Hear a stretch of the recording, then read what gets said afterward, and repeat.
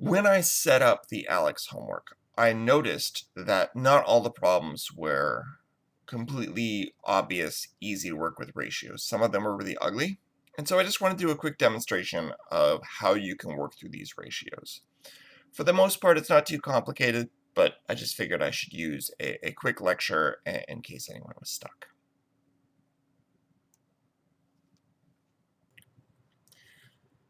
So here's an example of something very similar to something I saw in Aleks.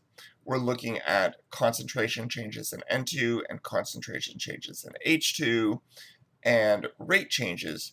And the thing about this concentration data is that these changes in concentration are not obvious numbers. They're not doubled or tripled or quadrupled in an obvious way. And this happens sometimes. When I set up my own kinetics experiments, I really went out of my way whenever possible to just double concentrations to make that order really, really easy to see.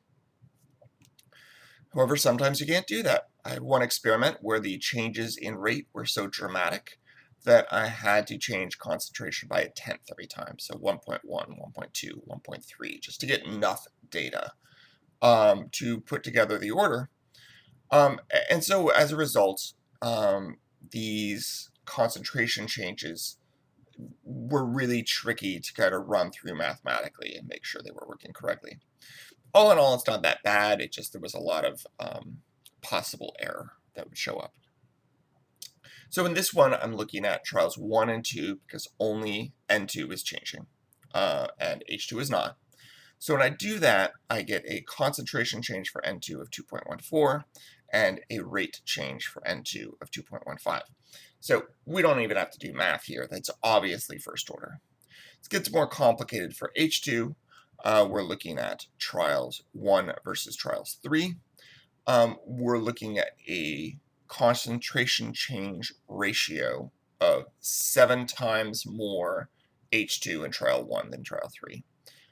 And in rate, we're looking at essentially a 50-fold change in rate.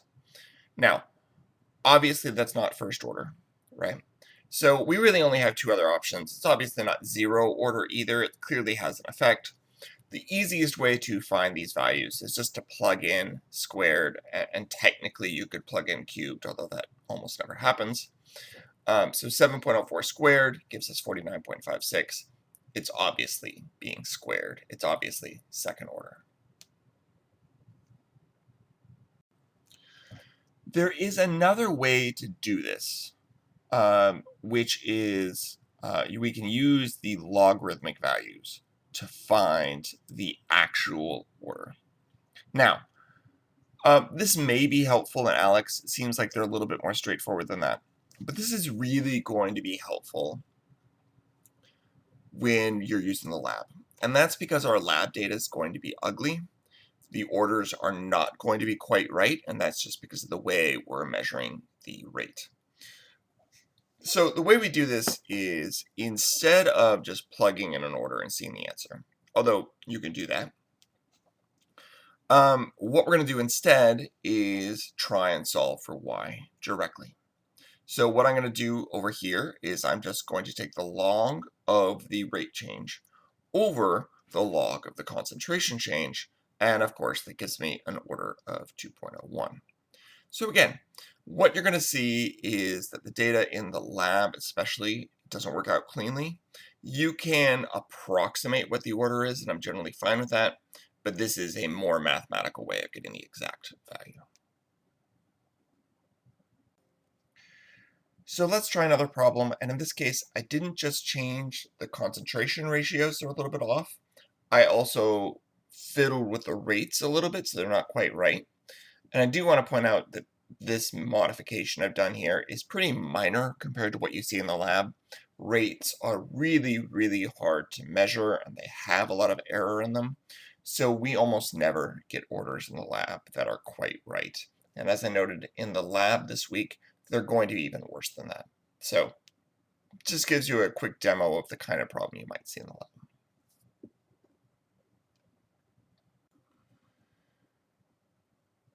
So again, when I'm looking at this data, it's ugly, it doesn't work out quite right, but Other than that, it's not too difficult to work through. When I'm looking at SE, I'm looking at trials 2 versus trials 3, 0.65 over 0.11 concentration change, 0.01 over 2.6 times the negative fourth rate change.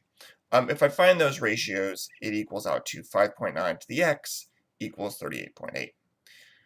Now, when I try to just do this really, really fast, 5.9 squared is equal to 34.8. So that's close enough. I can say, okay, this is second order. But if I want to find that exact value for x, log of 38.8 over the log of 5.9 gives me an x value of 2.06. So that's pretty clearly second order. I'm going to do the same thing for F2. I need to look at trials 1 versus trial 3 because SE stays the same. In this case, I'm looking at almost but not quite doubling the concentration and almost but not quite doubling the rate. So when I do that, I get 1.77 to the x equals 1.88. Well, that's pretty obviously first order, but if I want to find the value here, I'm going to put the log of 1.88 over the log of 1.77, and that gives me an order of 1.1, or I just round this value to 1. Okay, and again, these kinds of errors show up in kinetics data all the time. We're going to assume that an order of 2.06, an order of 1.1 doesn't really exist.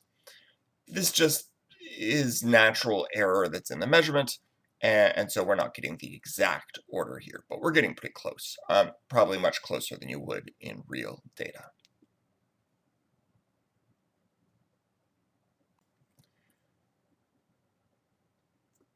So in a real experiment, when we're trying to determine the rate constant k, we already recognize that our rate data isn't perfect. It has flaws. It's not giving us perfect orders like it should.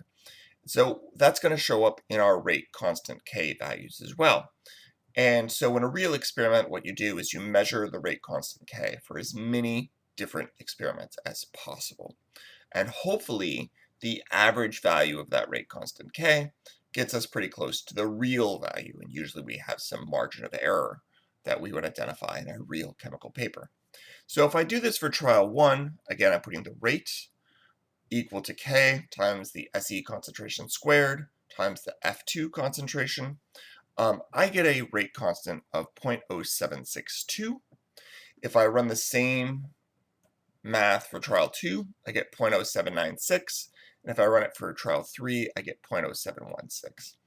So that's actually pretty good agreement. My advisor used to say anything within a factor of 10 is actually good kinetic data, which doesn't sound great. But in this case, we are give or take 10%. That's pretty good.